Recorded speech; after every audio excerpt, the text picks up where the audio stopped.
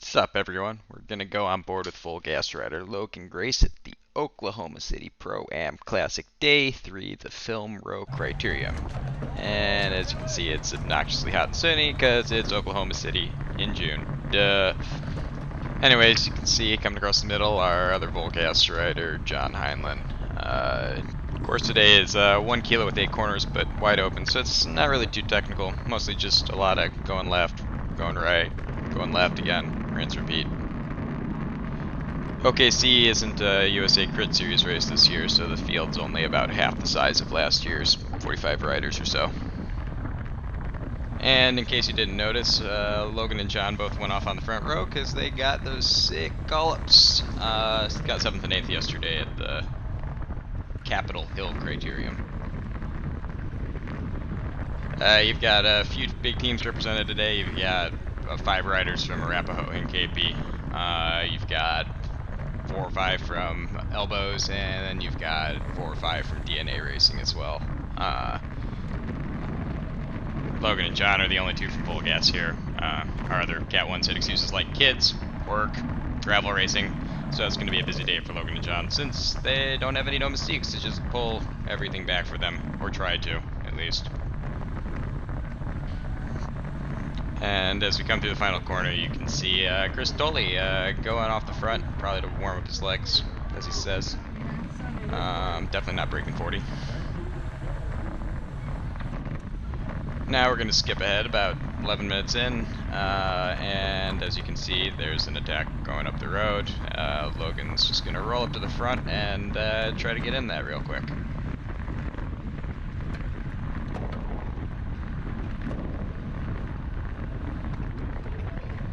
And up ahead of Logan, you can see KP Rider here, but he's the only one in this little chase, and that's just a no-can-do. Apparently they don't like to get in a breakaway with less than 2 of themselves. This breakaway is just doomed to fail, and you can see everyone waving their arms like it's a goddamn parade. So here we go, and then someone else is going to try and counterattack, but Logan's just going to be, it's a no from me, dog. And just sit on this one and let the field chase back down. So now we're going to skip ahead to about 35 minutes into the race, and at this point there's a break maybe 8 or so up the road with John in it, and they've got maybe a 17-second gap at this point. Initially it looked like it might have had legs with 2 Arapahoe riders in it, but as you can see the field is taking some pulls here to try and bring it back. And as you can see here, Logan is finally no longer nose breathing. Pretty much didn't do jack for the first 30 minutes of the race, so it's pretty fresh at this point. Will he be by the end of the race, though? Stay to find out. Anyways, they've made some headway here, and Logan's just gonna blow by this guy and leave him for dead. You've got him closing on a DNA Racing rider and an Arapahoe and KP rider at this point. As you can see, there are lots of corners, but they're super wide. You can pretty much just go full speed through them, full course, which takes a little of the fun out of it, right?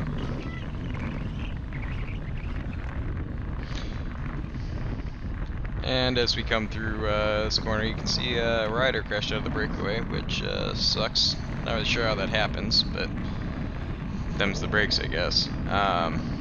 So breakaway is now well within striking distance, and Logan's just gonna come up on the outside of this KP rider and just keep chugging. And don't mind the speed indicator in the corner. Not really sure what's up with that, but clearly Logan was not going 10 miles an hour through the start finish. And here we are. The breakaway has apparently given up here. Pretty much just soft pedaling at this point. And Logan's just gonna be real extra about it and, well, thread the needle there and over the top and just sprint again. Why not? Seems like a good idea. Logan said after the race that he did too much work maybe this is why. Anyways, so Logan's done a little sprinting here, but as we come through this corner, you're gonna see that he didn't really get rid of anyone, so he's just gonna get on the front here and sort of just let that roll off slowly and see who wants to chase it down. And here we go, and you've got a few people who don't want that to go away, so Logan just gets to slide back a little bit and hop on for a free ride. Maybe get that heart rate back below 180. And now we're going to skip ahead to 52 minutes, and as we come into the final stretch, it's a preem lap.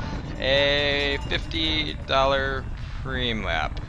The prize pool at the end of the race is 5,010 deep every day for this, so not really the most exciting preems on the planet, but at least for this one they're calling the preem amount, which they didn't do in the Cat 2 race.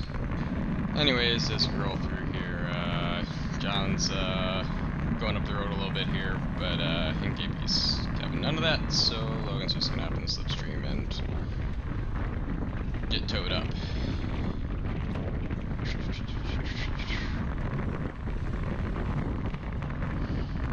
They're going so fast. And as we come through, you can see that the 4 people up the road have suddenly decided they are not really interested in putting in that much effort on this lap. So Logan's going to come in underneath and suddenly decides, hey, I want $50. And over the top comes the DNA racing guy who also wants $50. And so Logan's going to stick on second wheel here through the final corner, which turns out to be a mistake. This finishing sprint is super short, so as he comes up here, he's going to get close, but no cigar. And burns a little bit of match there, runs that heart rate right up into the 190s for fun, and gets $0 for it. So now we're going to skip another boring bit, preem lap, who cares. And we got 3 laps to go, and Logan is a pretty good spot here. 5 wheels back, and Hinkaby is just drilling the front at this point, just making the race hard, which isn't a bad thing, especially on an 8-corner course. The higher speeds just generally keep everything from bunching up, which is definitely a lot safer.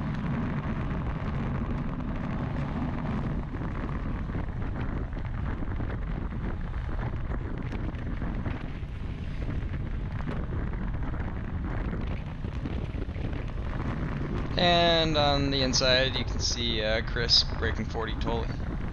Maybe today he'll sprint without skidding his back wheel out twice. Arapahoe's still just sitting on the front and drilling it. You know, Logan's in a pretty good spot here still. And he's gonna see about moving up a little bit. Comes up the outside here, and you know, Hinkaby Rider just decides that he wants to big dick a little bit, sweep the wheel. Not a real safe idea, but whatever. You know, maybe its sponsors are just into endangering racer safety. Who knows? And with about 2 laps left, John has stuck his nose back out near the front. So that means we've got 2 riders in pretty good position here with 2 laps to go.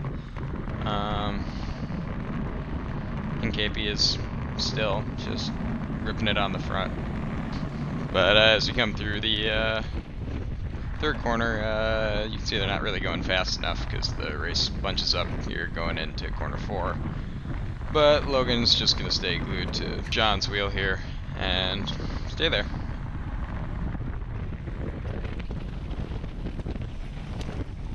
So as we head into the back half of the course, speed's picked up again.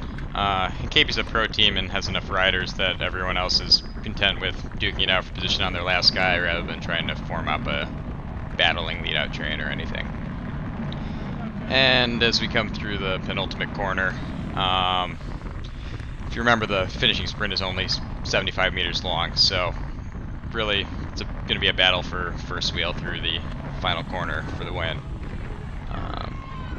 Logan and John are still in really good position at this point. And as they come through corner one, Logan's going to carry a little speed and try and move up on the inside here. But it's not quite enough. Cristoli comes in on the inside there and forces him back a bit. So Logan's going to have to re-accelerate here, which with 3/4 of a lap left isn't really a match you want to be burning, but them's the brakes. And now he gets an opportunity to move up on the outside again, and he's going to slide up on the inside of this corner, pick up a couple spots, but now the field is going to start trying to get around the lead-out train. And KP still has 2 guys left up there, and Logan's still in a pretty good spot, a little further back than you'd like.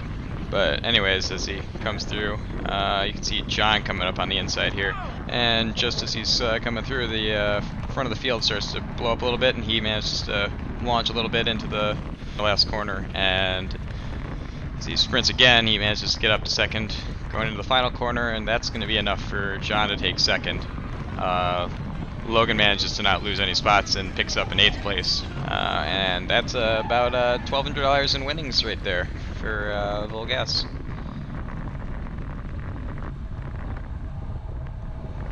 So hopefully this is a useful format, and we'll try it again soon, maybe with our other footage from OKC's days 1 and 2.